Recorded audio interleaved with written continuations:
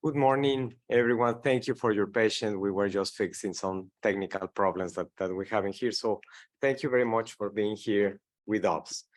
My name is Jesus Yacuman. I am the director of the Department of Human Development, Education, and Employment here at the Organization of American States. Dear colleagues and guests, it is an honor and a privilege to represent the Organization of American States through the Department of Human Development, Education, and Employment in this book launch today. I want to congratulate all the authors and contributors, as well as the editorial team, for their leadership in elevating the experiences and best practices on the role of democratic mission of higher education from Latin America and the Caribbean. This book not only demonstrates the innovative ways universities are promoting democratic values, global citizenry, and community and social engagement in our region, but underscores the role of higher education in democratic development of our member states. The promotion and consolidation of democracy is one of the fundamental principles of the OAS. The protection of human rights and the environment, integral development, and social inclusions are core to the education in democratic values that the organization seeks to advance through the Inter-American system. Secretary General Luis Almagro has consistently expressed that education is a cross-cutting theme of the pillars of the Organization of American States, an essential factor to improve living standards, drive economic and human development, promote social inclusion in the Americas, and guarantee more rights for more people. This is precisely what this book is about, because we recognize the power of higher education to bring about transformational change. A strong education provides a sustainable green, blue, or orange economy. A strong education, most importantly, education can bring about a fundamental shift on how we think, we act, and we discharge our responsibility towards one another, within our communities and with our planet. Since 2001, we have worked proactively to advance the commitment of our member states to develop a culture of citizen participation through education that strengthens democratic and civic values, a fundamental objective of the Secretariat of Integral Development, SEDI, with the establishment of the Lima Commitment and the Inter-American Educational Agenda. In the 2018 Summit of the Americans in Lima, Peru, the Western Hemisphere agreed to develop a culture of citizen participation and prevention of corruption with a view of strengthening democratic and civic values from early childhood throughout life by implementing teaching and learning programs focusing on civic education at all levels. As SEDI's programs are characterized by responding to the challenges of the moment and strengthening human and institutional capacity in the region to provide educational opportunities that are inclusive, equitable, and equality throughout the lives of all citizens in the Americas. As such, guaranteeing access to new educational opportunities that will strengthen the development and future of OAS member state, it is a paramount to our Secretariat. Recognizing the critical role that by building of human capacity in the achievement of sustainable development goals, OAS member states adopted the Inter-American Educational Agenda. This agenda strengthened the inter-American cooperation, linking efforts among the ministries of education of the region and with other international organizations and regional and sub-regional entities to ensure inclusive and equitable quality education to promote lifelong learning opportunities for all. It was within that context that in 2018, the OAS was invited to work along with the International Consortium of Higher Education, Civic Responsibility and Democracy, the Council of Europe, and the International Association of Universities to promote the role of higher education in the development of a democratic culture on campus and in their surrounding communities and within society. As echoed by the Council of Europe, among the purposes of higher education is the preparation for life as active citizens in democratic societies. This includes participation, cooperation, and commitment to the service of others for the advancement of sustainable democratic societies. Today, there are countless challenges in the education sector. This reality has been clearly communicated by our member states who have participated in the successive dialogues on public policies and programmatic actions, from which the following conclusions can be drawn. Number one, education is a right, and as such, as inescapable commitment of the states. The current context has made inequalities even more visible, especially with vulnerable populations. In this framework, a call to action was made among the authorities of the countries of the region to create a hemispheric pact or agreement on education, which includes all actors, state, civil society, community, and obviously the private sector. The strengthening of family school alliance and the relationship with the community to ensure the permanence and educational continuity are important strategies to face school dropouts in the face of the health crisis that we are just surviving. Existing inequalities in terms of digital accessibility have intensified, preventing access to inclusive and quality education for people with disabilities. The multidimensional perspective to guarantee educational continuity is necessary to fully exercise the right of education. The paradigm of adaptive integration must be overcome by an approach of joint creation, a co-creation of knowledge and learning. Therefore, the OAS will continue to rely on and support the universities like the ones represented in this volume. I will also want to thank Rosana Silva from GSUB, representing the Universities of Brazil, who is here with us. Thank you, Rosana, for being here, as well as platforms like Learning Community and the Global Cooperation to disseminate information and best practices for the fulfillment of a democratic and civically active global citizenry who can put into practice the values we embed in our school system. We look forward to building on the body of knowledge and experiences from Latin America and Caribbean region highlighted in this publication. I am certain that this is just the first of many activities that the OAS will be able to support in learning with and from our region on the intrinsic role of higher education can play in advancing a civic engagement, values and democratic culture in our campuses and with our communities. As my friend Dr. Aira Hakari has emphasized, the more universities combine insights, ideas, and resources to focus on and help solve multifaceted community and societal problems, the greater the likelihood of advances in learning and well-being. On behalf of the Department of Human Development, Education and Employment, CEDI, and the Organization of American States, I thank the University of Pennsylvania, the Netter Center for the Latino and Latinx Studies, as well as Professor Ronald Monk for their invaluable work, efforts in editing and producing this book. I also want to recognize the commitment and leadership of Yadira Pinilla, who has managed this project for several years. Thank you very much. Thank you, Yadira.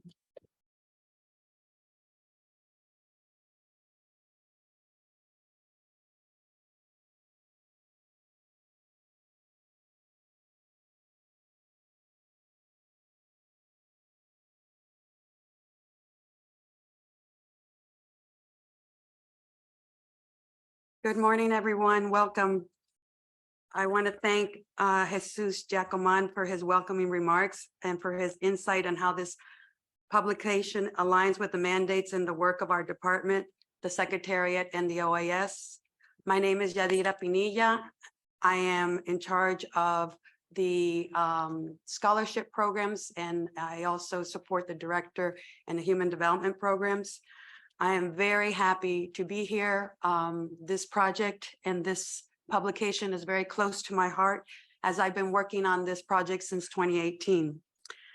I strongly believe the value of this publication demonstrates, as Ronald Monk, the principal editor, so correctly points out, and I quote, "There is a resurgence of interest in the ways that higher education institutions can contribute to the democratic development of our societies through closer engagement with civil society. There is no doubt for us that these institutions are committed to the democratic mission of higher education, and that the value lies in strengthening the work that we do with the universities, the resources, the networks that we can provide them, so that they in turn can develop civic-minded individuals willing to engage with the communities they serve to create more just, equitable, inclusive, democratic societies. As many already know, member states have repeatedly recognized that development and democracy are inextricably linked, and that education is clearly a powerful means for bringing about the developmental transformations we sorely need in our societies. Additionally, through our policy dialogues and programs, as Jesus just pointed out, we at the OAS carry out many programs with our education ministries, member states, and member states have recognized and underscored that a strong education system broadens access to opportunities and bolsters the resilience of our communities. Before introducing, I'm going to be moderating the rest of the panel. Before introducing our institutional partners, I just want to take a few moments to reflect on the activities and collaboration which led to the production of this important publication. As Jesus pointed out, in 2018, Secretary General Luis Almagro, while visiting the University of Pennsylvania, was quite impressed with the work of the International Consortium for Higher Education, Civic Responsibility and Democracy, along with the work of the Council of Europe, and then decided to sign a formal agreement so that the OAS could begin working with this consortium. Following the joining of the OAS in 2018, the International Association of Universities joined in 2019, and in 2021, these four pillar organizations named their partnership the Global Cooperation for the Democratic Mission of Higher Education, which I think is a very powerful title. In 2022, the four partners of the Global Cooperation co-sponsored a global forum in Dublin, Ireland, whereby several of the authors that have participated in this publication were invited to share their expertise and their experiences on the democratic mission of higher education in their countries, in Latin America and the Caribbean. The Dublin Forum was designed to contribute and to increase the international movement of higher education leaders, governmental authorities, and other global organizations interested in advocating for the democratic mission of higher education. To provide an even greater impetus to the work that's carried out by the Global Cooperation and bring the experiences and perspectives of Latin America and the Caribbean into this global discussion, the Department for Human Development, Education, and Employment organized a conference in February of 2022 to enlist the support of higher education associations and universities interested in advancing civic engagement and the promotion of democratic culture within their campuses and surrounding communities. And I want to recognize Mauricio Devoto, who's present with us, who has accompanied me in this process, who's connected virtually, and he has contributed to all of this work. Additionally, the OAS has engaged in several other collaborative activities with another center, with the Center for Latinx and Latino Studies. They will tell you a little bit later some of the work that they've been doing, which not only includes the publication that we're celebrating today, but also identifying 15 higher education associations and various universities in the Latin American and Caribbean region that are interested in promoting and advocating for this topic. The OAS has also been an active member of the Global Forum Steering Committee. This publication, we believe, is one of its kind. It brings to the forefront of the educational agenda the expertise, intellectual insights from researchers, practitioners, and educational representatives from a cross-section of universities from our region. Our hope is that with this important contribution, our region can begin to prioritize the democratic mission of higher education with a focus on promoting democratic values, principles, and culture in our youth and the universities and the communities that we serve. The perspectives presented in this book on the role of higher education in advancing the democratic culture and the best practices underscored and developed in Latin America and the Caribbean will undoubtedly contribute to expanding and enriching the work of the Learning Community of Practice, which we launched in February 2022, and where we hope to expand the participation of Latin American and Caribbean higher education networks, other universities, other associations, and connect them with the work that the Global Cooperation is currently undertaking. All of those sitting on this panel represent an institution and a center that is committed to strengthening the global movement, which begun in the 1990s under the leadership of Professor Ira Harkavy and others, and which is now comprised of the Council of Europe, the International Consortium, the OAS, and the International Association of Universities. So without further delay, I would like to introduce our first representative from the Nether Center, Rita Hodges, who is one of the co-editors of this book. And I just would like to highlight Rita's bio.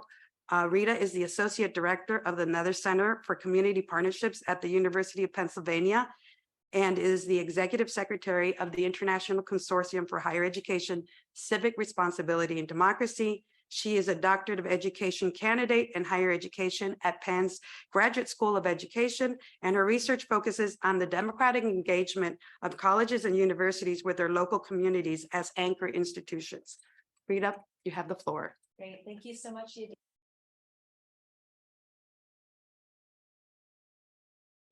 There we go. Thank you so much, Yadira, and thank you, Jesus, as well. Thank you to the OAS for hosting us today. As Yadira mentioned, I'm Rita Hodges. I'm Associate Director of the Netter Center for Community Partnerships at Penn, as well as the Executive Secretary of the International Consortium. I'm pleased to be here and honored to be part of this distinguished panel, as well as part of this ongoing project that we've been working on together. I want to note that both the conference and this publication would not have been possible without the financial support from our colleagues at our university, Penn Global, and the Penn Global Engagement Fund. This book would also have not come to fruition without the leadership and dedicated work of our colleague and the lead coordinating editor, Ronaldo Monk, an Argentinian scholar who's based in Ireland and has been a longtime colleague with us on the global movement and global cooperation for the democratic mission of higher education. I also want to briefly acknowledge a team, an ongoing group of very talented and committed undergraduate and graduate students at the University of Pennsylvania who have worked with the Netter Center, the Center for Latin American and Latinx Studies, and with the OAS to move this project forward. And I particularly want to note Daniel Ruiz de la Concha, Gabrielle Thomas, Nicole Medina, and Marianne Bouat-Lawi for their committed leadership and hard work to make all of this possible. So this book, Higher Education in Latin America and the Caribbean, Civic Engagement and the Democratic Mission, it's comprised of 16 chapters. It begins with a foreword by Yadira Pinilla of the OAS and a preface that helps set the context for the production of this manuscript. There are then 2 introductory chapters, one providing a global context from a US-based perspective, and the other an overview of the history of the university extension movement in Latin America, dating to the early 1900s and laying out the resurgence and the prospects ahead. There are then 2 main sections with 7 chapters each. The first section focuses broadly on the theory and practice of education for democracy and citizenship in the Latin American and Caribbean region. The second section focuses on concrete examples from a diverse set of universities across the region. These essays include contributions from university rectors in Ecuador, Chile, and Brazil, academics and university engagement officers from Puerto Rico, Argentina, Colombia, Jamaica, and Mexico, regional thought leaders and leaders of major education associations in the region, including the Latin American Center for Learning and Solidarity Service, the Inter-American Organization of Higher Education, and the Union of Universities of Latin America and the Caribbean. Several of the authors served as speakers at the February 2022 conference of Latin American and Caribbean region hosted by the OAS with the Netter Center and the Center for Latin American and Latinx Studies. And several were also speakers at the June 2022 Global Forum in Dublin, both of which Yadira referenced. In these chapters of the book, we see the unique barriers and opportunities of the nations and the region represented, many of which are based on historical, social, economic, political, and cultural dynamics. We also see key themes that emerge across the manuscript that resonate globally. We see key themes that are both promising practices from the Latin American Caribbean region and where there's also work to be done. These themes include the critical role of higher education in educating students for ethical and democratic citizenship, higher education's key responsibility in promoting access and inclusion, particularly for traditionally excluded populations, such as indigenous peoples and Afro descendants. the importance of further integrating university extension with research, teaching, and learning, building civic and community engagement into the core mission of the university and the curriculum through solidarity, service learning, and participatory action research, and the importance of participatory and mutually beneficial partnerships with the institution's local community, with an increasing focus on co-creation of knowledge with the community, which has meaningful impact on both educating students as democratic citizens and supporting local development in the communities. This book was printed in English in order to elevate the diverse voices, experiences, and expertise of the Latin American and Caribbean region in the global conversation around civic engagement and the democratic mission of higher education. So we hope that this helps bring this regional expertise to a global audience, and we look forward to continuing to work with our partners at the OAS to advance this work together. Thank you very much.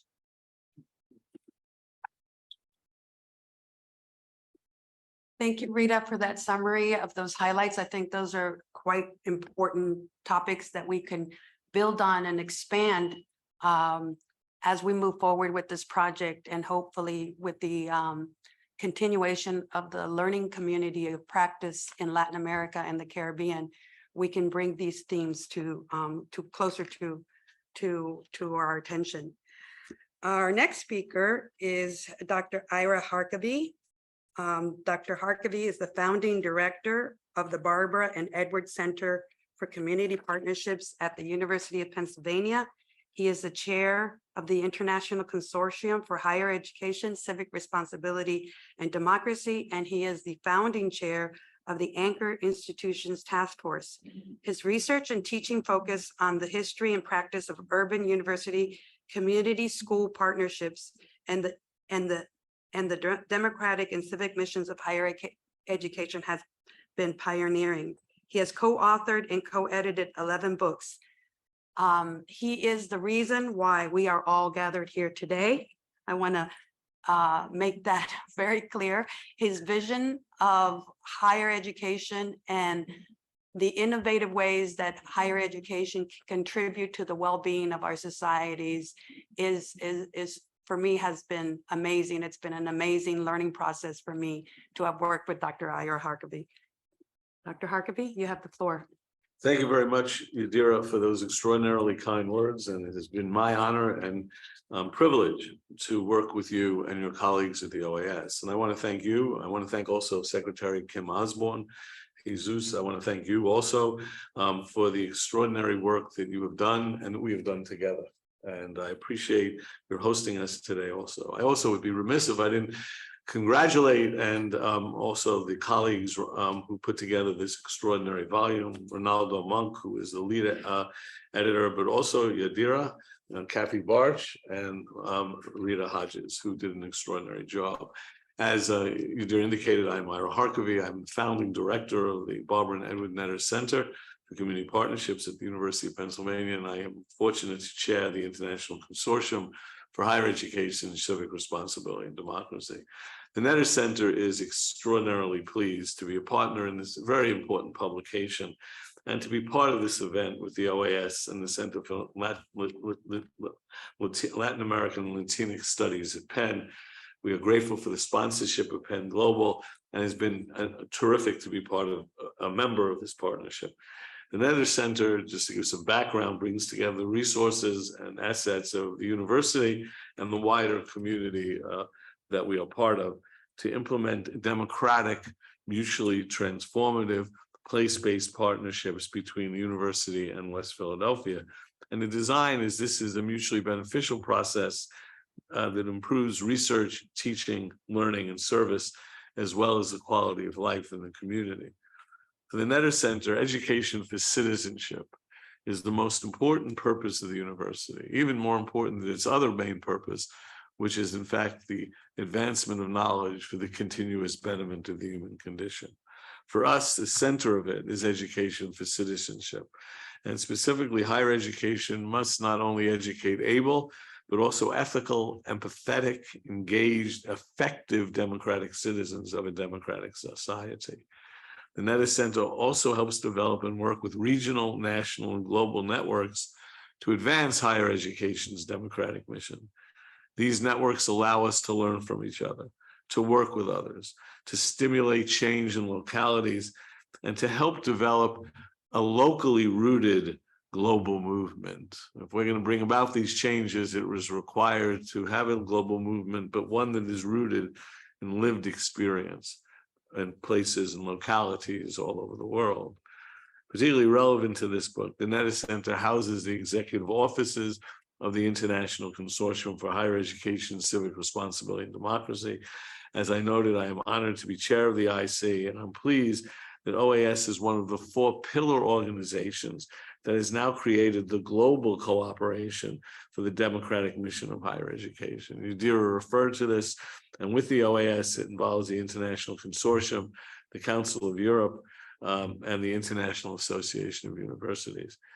We would name this process as a global cooperation in 2021, but as Yadira also indicated very effectively, this builds on 20 years of a European North American partnership, initially between the International Consortium and the Council of Europe.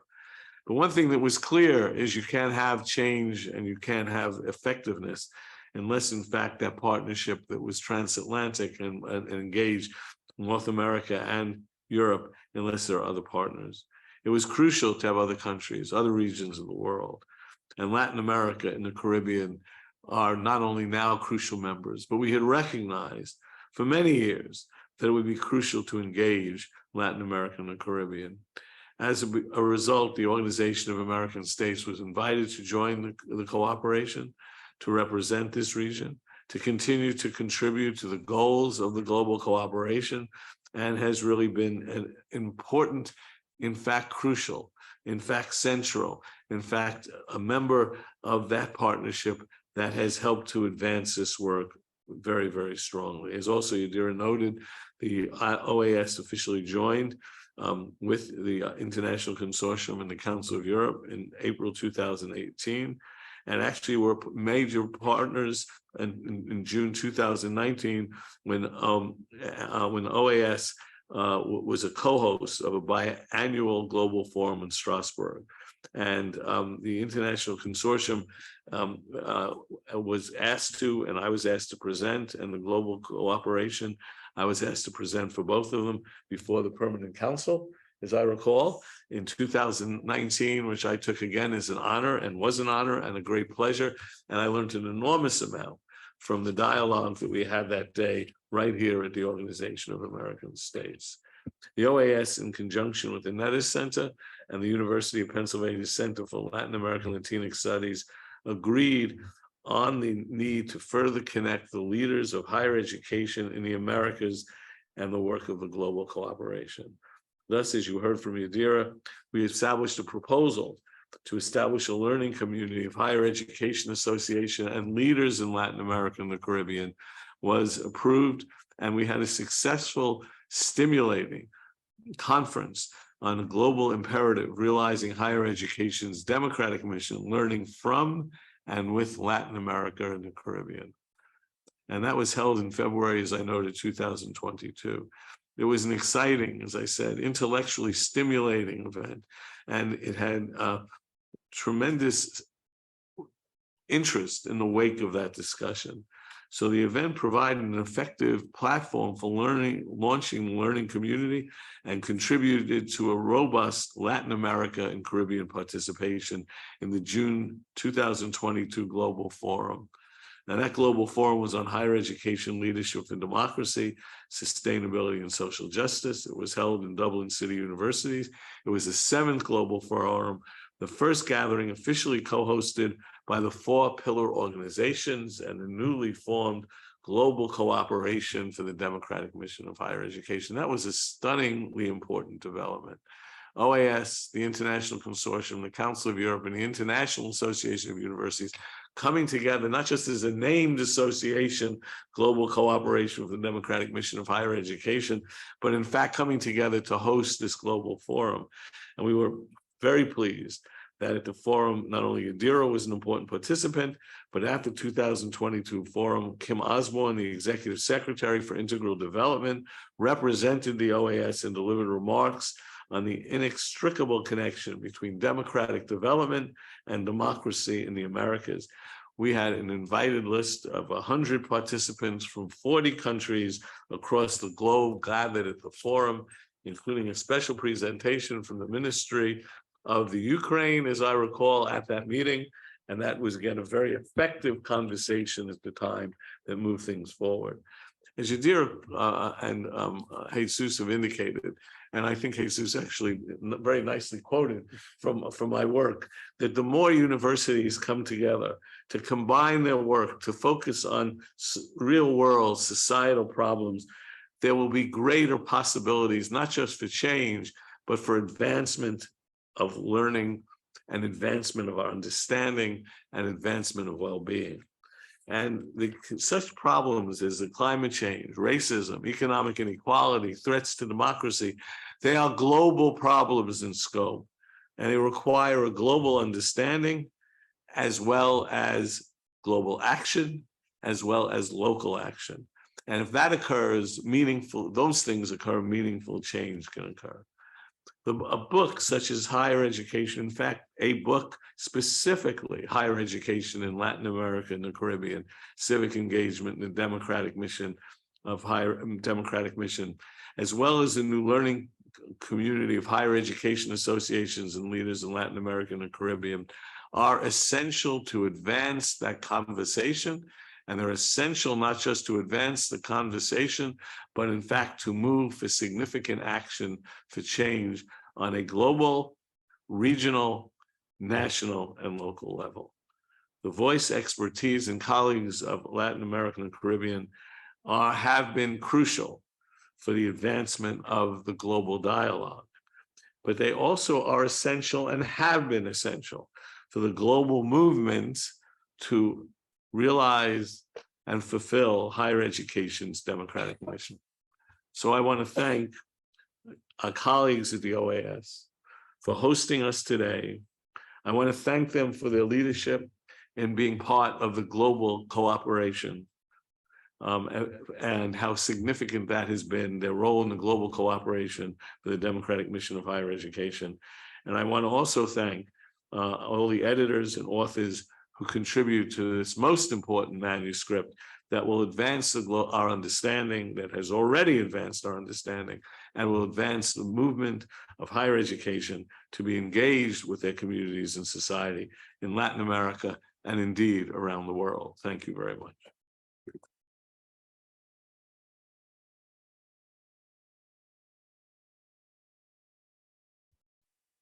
Not used to this, been out of the office. Thank you, Dr. Harkavy. I think you pointed out how important the role of the OAS has been. I also want to recognize and thank Jesus Giacoman and Kim Osborne, who've been very supportive of this project. One of the points that you also made is that with the publication of the experiences in Latin America and the Caribbean on the democratic mission of higher education, and the learning community of higher education associations, which once again, we have someone here who represents a very large association, which is Rosana Silva from GCUB. We look forward to expanding on this work and contributing to the global cooperation work. Well, last but not least, our next speaker is Dr. Kathy Barch. Kathy is actually part of the OAS family because I think sometimes she spends a lot more time over here. Dr. Kathy Barch is the Associate Director of the Center for Latin American and Latinx Studies at the University of Pennsylvania and the co-director of the Penn Model OAS program. She has taught international organizations in Latin America, Latin American politics, and Latinx and the law at various colleges. Once again, Kathy, we very much appreciate all the work that you do with the OAS. You have the floor. Oh, thank you. Thank you, Yadira. Hi, everyone. Buenos dias. Bon dia. Is that right? Did I say Bon it? dia. Bon dia. Yeah, and good morning. It's still morning for me. So it is a pleasure and honor to be here today for the launch of this important publication, which is an outstanding compendium on how universities are educating for democracy in Latin America, which is really the first product of the newly organized learning community of higher education association and leaders in Latin America and the Caribbean.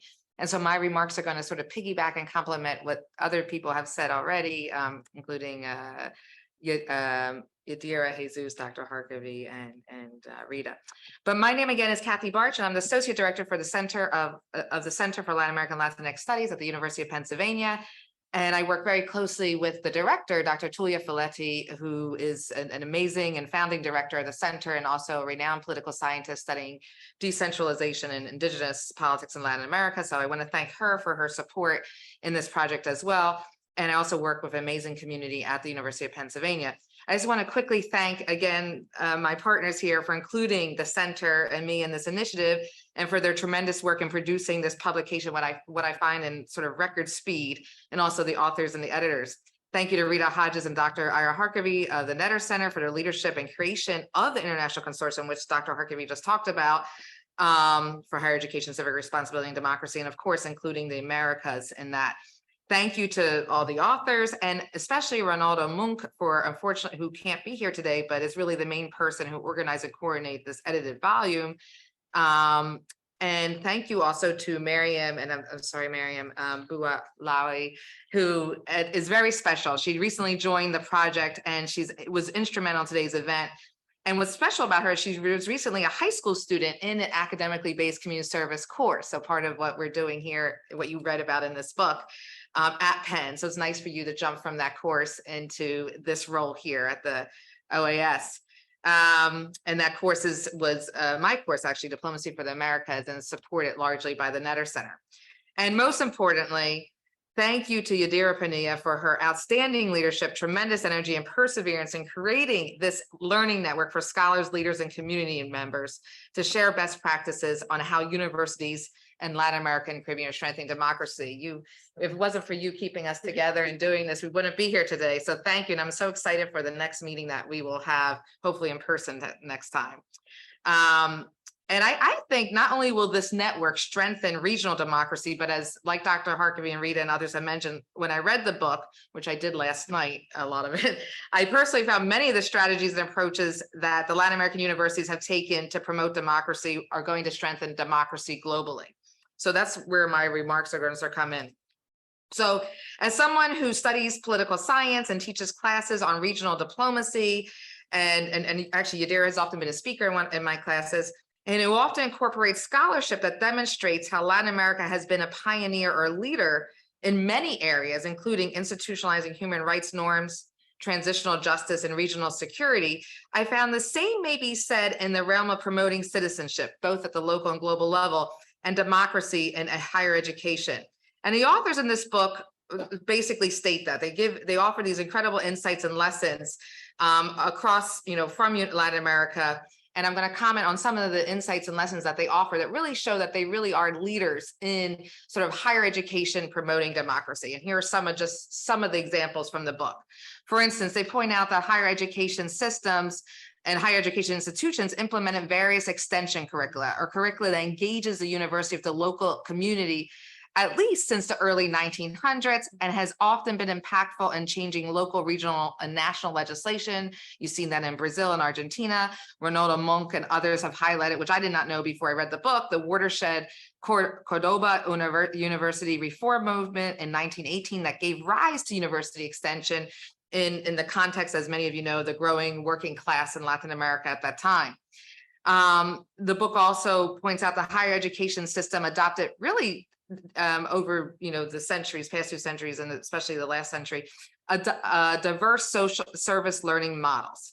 And so I wanted to say, and they point out in the book, the authors, that is more than the dominant, often, the dominant critique you might hear of service learning, which implies often a very paternalistic, unidirectional, charity-oriented system. But instead, they say in Latin America, many universities call for solidarity service learning. And in particular, authors Catalina Noziglia and Rosa Tapia point out at the University of that they've adopted this solidarity service learning at the University of Buenos Aires. They powerfully note that for service learning to aim for social equality, there needs to be the emphasis on fostering a sense of feeling of solidarity and fraternity. And they reference scholar Francois Dubé, who basically said, instead of placing a primacy on individual rights, it is the sense of solidarity or sharing of commonalities that will mitigate inequality and bring more happiness. And the authors wisely note, because private happiness depends on public happiness. Many of the authors note that higher education systems have promoted the interdisciplinary co-production of knowledge by communities and universities, and which has already been mentioned, how this is so important to this realm of work, not only in Latin America, but at the Netter Center and other places. And some of the authors even pointed out how you've seen community generated and generated universities. I was very impressed with the chapter on the University of Aichan in Chile, a university that was created by community members in 2012. That's very interesting. The book also talks about how higher education systems institutionalized, often at the national level through laws or even constitutions, the call for higher education to be working with their communities, surrounding communities, requiring service to local areas and fostering a sense of participatory democracy. So some of examples of this that you see in the book include Brazil's 1988 constitution stating that extension is integral to the university education, and also Brazil's national education plan of 2014 and 2024 that established that the curriculum of undergraduate courses must have a minimum of 10% extension activities within their total hour of activities. This was pointed out by authors Noble and Hashimoto. Or in Mexico, you saw authors Herrera Chavez and Valverde Viesca point out how national laws call for higher education to prioritize local knowledge, work with society, and deliver research with social responsibility, taking account differences in different communities. And in Mexico, there's also been this creation of a National Council for Coordination of Higher Education. To me, this really resonated with me and struck with me because I was just talking about this on the way over with Dr. Harkavy and Rita. You don't really see this in the United States, right? I haven't seen these types of national laws in the United States. And obviously, we don't have anything in our Constitution calling for service learning or extension type programs per se. I mean, if you read Dr. Harkavy and Rita's chapter, you see over time there have been service learning, land grant institutions, but not the same as you're sort of seeing in Latin America more recently. And among many other, you also learn in this book, among many other innovative approaches to civic education and fostering a democratic mission in higher education in Latin America, Ronaldo Munk and others point out that in Latin America, what we see, and I think Yadira pointed this out as well as some other people, Rita as well, is really the birthplace for participatory action research, right? Really where research is being done with community members and the university together in a very sort of horizontal way. And you especially see this with the work of the participatory action research founder, Falls Borda, who's in Colombia in the 1960s, as well as the critical pedagogies of the renowned Paulo Freire or Gustavo Gutierrez and other liberatory educators, right? And we also learn from the book that many universities implement community-based education with a direct focus on sustainable community-driven development.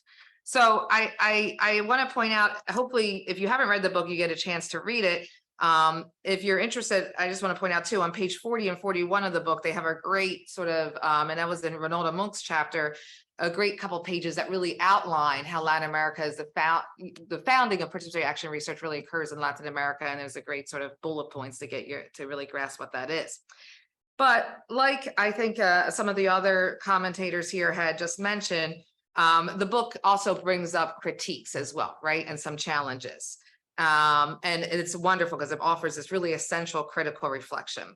And so Ronaldo Munk, the coordinated editor, reminds us how universities' policies towards the extensions, right, which was essentially sort of part of a pillar of research and teaching in Latin America starting in the early 1900s again, and engaging community in civic and political education were often impacted in Latin America by the national and global political economic paradigms.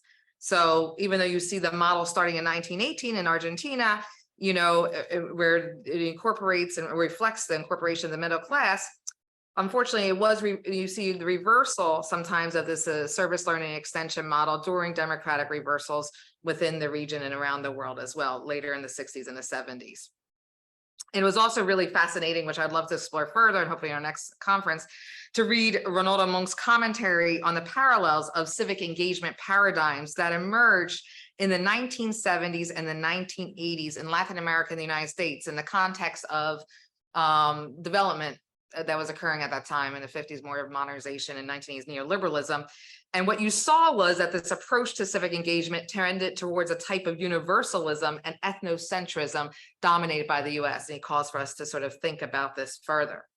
In the middle of the book, and I'm going to wrap up soon, it seems that Ronaldo Monk, you know, when he designed this, and the other editors, they positioned one chapter I found that really stood out intentionally. And that was Daniel Mato's chapter that really forcefully calls our attention to the point that, you know, despite all of the best intentions of universities and higher educations in promoting democracy, nothing will be achieved until they really combat the institutional, systemic, and structural racism. And what is often found in higher education is that they say this is structural racism is outside and beyond the institution's intervention capacity. But Daniel Mato really, he says that has to change, right?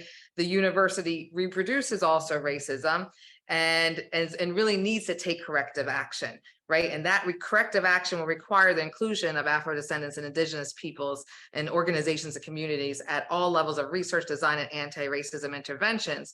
It will also require, which is echoed by many other authors in this volume, not just the inclusion of indigenous peoples and Afro-descendants, but the worldviews, their worldviews that challenge the ongoing systems of racism and ongoing colonization today. And in fact, if you want to take a look at that on page 161, there's a wonderful quote from UNESCO's conference on higher education that authors David Julian and Ramela Castaños point to as well. And Mato, you know, is telling us, you know, democracy and racism are antithetical at their core. And although higher ed systems have played a role in propagating racism, they've also had a role in eradicating, which is a prerequisite that, you know, to eradicate racism throughout society. So higher education plays a critical role there. So as a representative of the Center for Latin American Latinx Studies, we are thrilled and delighted to have this higher education, network and book being launched. Our mission at the center is not only to educate leaders in Latin American studies, but also to co-produce knowledge with communities to be used for social change, sharing them at the global, national, state, and local. And this network that Yadira, under her leadership, and others have started, thank you again, is essential to how we can collectively improve these goals and renew the promise of the OAS Charter, which we all know, which calls for higher education shall be available to all, provided that in order to maintain its high level and corresponding regulatory or academic standards are met. And the OAS Charter also says that education of people should be directed toward justice, freedom, and peace. So finally, as authors A. Nazaria Cardona and Eloise Rivera point out, the famous progressive educator John Dewey said, democracy has to be born anew in each generation, and education is its midwife. This book is a step forward in showing how higher education is and needs to birth a more just, equal, and robust democracies, and how we can learn to do this from Latin American educators and universities. And finally, I apologize for not mentioning more authors, but I thought the book was fabulous, and I'm so happy that we have this. And thank you again for having me here today.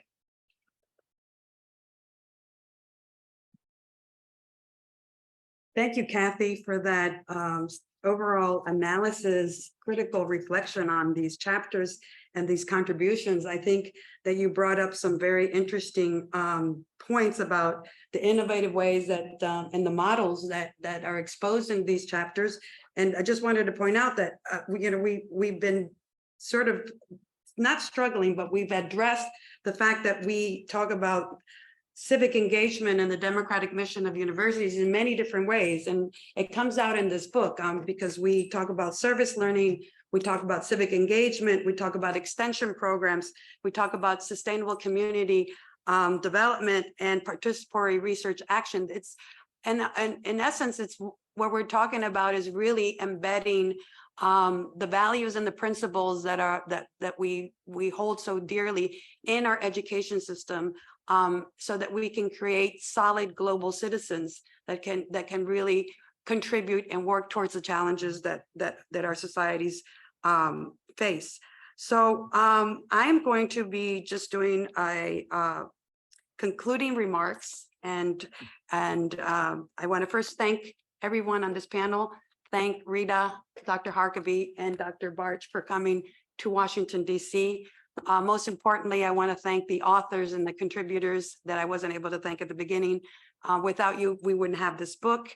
I also want to thank Mariam Bou Ali, who has been working with me closely on the organization of this book launch. So I just want to make a strong call to the higher education associations, the authors and the contributors who work with the OAS to continue to encourage dialogue and further exchanges of best practices in education and on the democratic mission of higher education to help us better prepare in facing the new challenges of this century. Through regional multilateralism, we can promote a new phase in Latin American and Caribbean higher education cooperation, ensuring that our students are better prepared with the skills that they need to improve their own circumstances and those of their surrounding communities.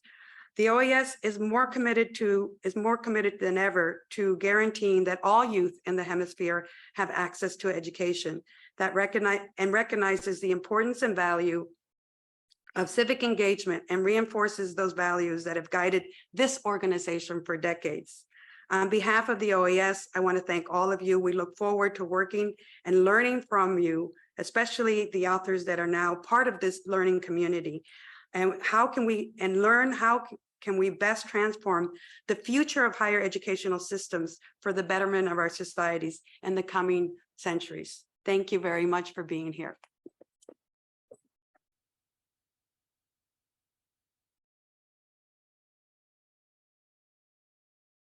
We did have a question and answer session, and I'm not sure if we have any questions out there, but I also would like to give the opportunity for any of the authors and contributors that are connected virtually, if they would like to say a few words or make any comments on their experience. So I'm not sure if there's anyone who would like to ask a question or make a comment.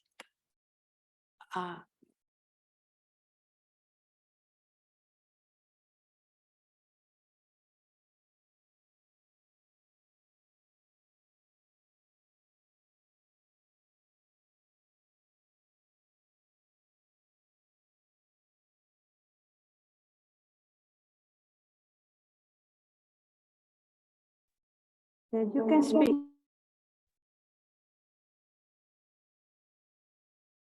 Mauricio.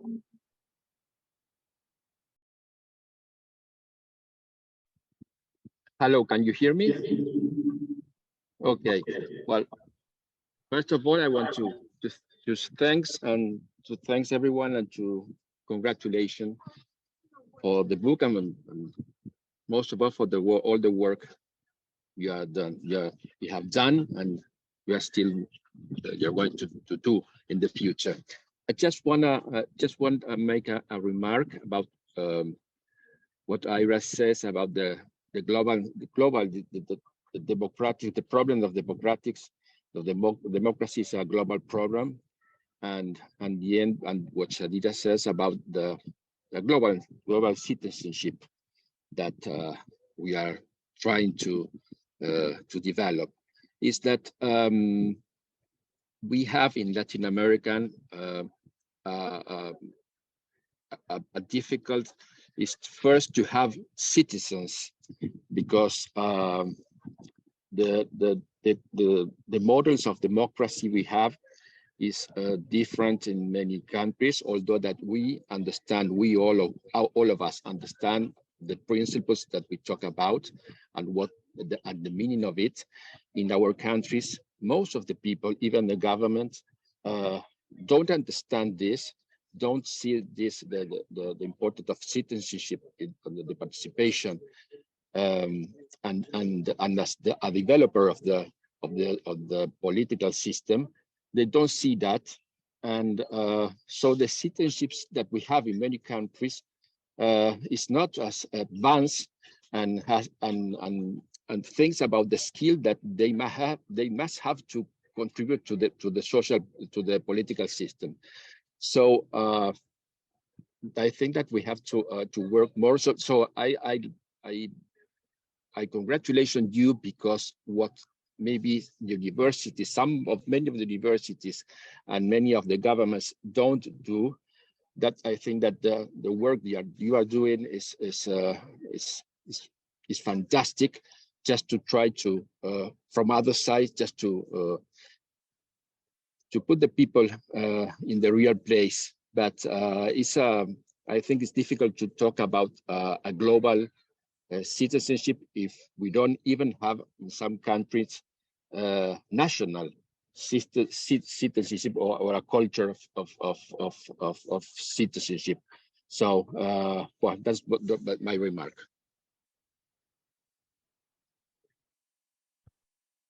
Thank you, Mauricio. I think you point out that there are still challenges and there's still a great deal of work to do, in particular in Latin America and the Caribbean. And we look forward to continuing to work with you and your university within the context of the learning community. So, and I also want to congratulate you for your chapter in this book as well. Rosana Silva. So, first of all, I would like to say that unfortunately, I needed to go immediately after the talk because I have another event and an appointment. But I'd like to say that it's a pleasure to have this opportunity to be here, to participate in this important moment. And I congratulate the authors, but also the organizer of this book, this important book for our region.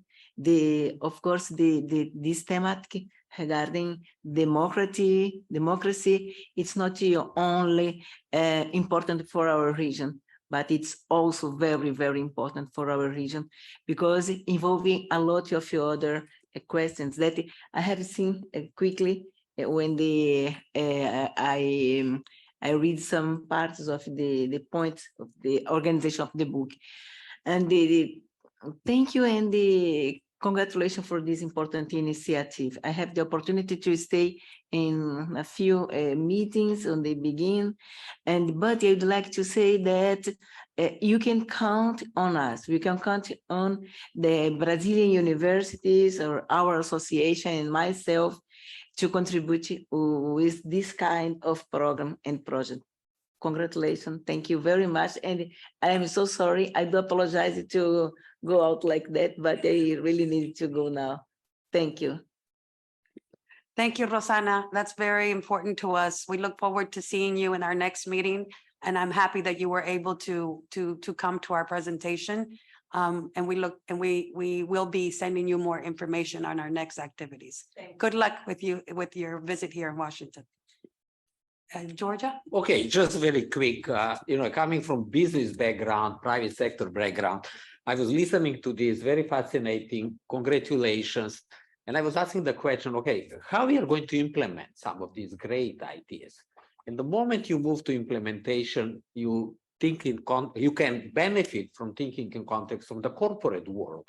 They are implementing all the time and have a very tangible way, structural way of thinking about these issues, how you prioritize them, what resources you need to have, what capabilities you have to have, and so on. So I just want to using the book as a good background, not only to start thinking about the implementation, but also to ask really a critical question: what is the role of the private sector in all of this?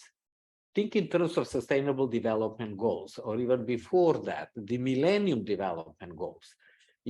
For the Millennium Development Goals, it was not quite clear what to do about the private sector, but when they moved to the Sustainable Development Goal, one of the key questions was how you engage with the private sector. So creating space beyond these academic 4 pillars, which is fantastic, but to find a way to bring the private sector in this conversation and to bring the economic dimension of that, because the moment you think about civic engagement, sustainable community, I mean, the moment you bring the word sustainable, what it means for the community beyond just more beyond just the conversation about democracy, but to give them something more tangible, something more concrete, where they can see some kind of more immediate quick wins and being motivated to really push on things which are less clearly defined, like democracy, what that means, you know. So that's my basically general comment, and I'm looking forward, of course, to explore possibilities how to build on the book, and constantly asking the question, because it's higher education, where the responsibility of the professor starts and ends, and where the responsibility of the students themselves starts and ends. What is their responsibility as students to start creating that culture inside the university, so that provide additional motivation, incentives, and making easier for the professors to bring some ideas you've been talking about, and they feel uncomfortable of doing that.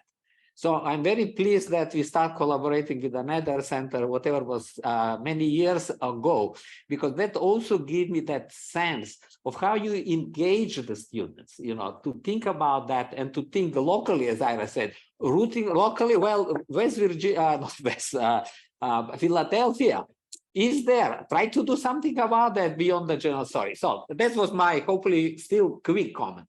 Thank you. No, thank you, George. I think you brought a topic that is music to the ears of our secretary, Kim Osborne, because she has consistently brought this topic of the private sector, the economic development component as an important nexus for the work that's being done through the global cooperation. She made a presentation in Dublin on this particular, the nexus between development and the work that we're doing. And I'd also like to ask Dr. Harkavy to talk about the role of the private sector, because that isn't something that we work in the OAS in another context. We're constantly, as you know, trying to include the private sector in much of the work that we do. But I think it's a great point that you're bringing up on how we could really include this in the work. So I'd like to let Dr. Harkavy maybe make comments, and anyone else who wants to make any comments, please feel free. So I just thank you, Yadira, and thank you, Georgia, for the good comments. I will frame this in two ways. First, universities themselves are among the largest economic entities and most significant in the world. So that one can take our institution, because we're both at the University of Pennsylvania, and we are the second largest employer in the state, next to Walmart, and the health system itself has something like 27,000 employees. The purchase, and if that's just the health side of the institution, I think it comes to over 40 otherwise. And on the procurement, we're the largest procurer of goods in the city, etc. So one has to look at the comprehensive engagement of institutions of higher education. So if one is going to have impacts that are significant, they require the engagement of the academic, co-curricular, and the institutional or economic aspects. And one thing that we're dealing with the question of professors and students, that is an area, as we've discussed before, of engaging student and faculty work, involvement, research, organizing to push the university to a much greater local footprint on economic development. I won't go into this in detail, just to say that cities in the United States, such as Philadelphia, are threatened and are experiencing significant decline and issues of violence, as we know, and that higher education may be an absolute engagement and the full engagement, the academic and the institutional, in order to reverse that. And think of the number of economic entities that exist that are higher education in cities. So that's one point. And Philadelphia is actually the largest per capita engagement of higher education. Most institutions think what would happen if they were seriously engaged economically. Second side, to broaden the economic conversation, not within our coalition, but another organization I'm founding chair of, the Anchor Institution Task Force, does include arts organizations and other cultural organizations and hospitals and community development groups and certain for-profit private sector organizations. And it does that, the Anchor Institutions Task Force, when those institutions are engaged in serious local and democratic work. So that one can look at Prudential in Newark as an example of that. Unfortunately, this is where you could help. Higher education institutions in the higher education for-profit institutions tend not to focus significantly enough on impacts on locality. And that in fact, even though capital is global, capital is also local. And there's been writing about this for many decades, but there has not been an implementation strategy to involve corporations and private sector in general in significant local work that is seen as primarily local and democratic in mission, but part of the broader social responsibility. So what we require, I think, to move this work forward are individuals such as yourself and others in Wharton and other institutions to make as a fundamental focus the local democratic engagement of for-profit private sector institutions in collaboration with higher education and communities and others. And we can follow this up in our work together at Penn, but I think it has a national and global scope in terms of the work that I've been seeing around the world. This is a need that I've been seeing not just in the United States, but on a global basis. Thank you, Dr. Harkeby. Well, I think with those words, I'd like to close formally this session and thank the Department of Conferences, Luisa Quintero, the Department of Press and Communication, Monica and Gonzalo for supporting us. And I look forward to the work that we have ahead. Thank you very much.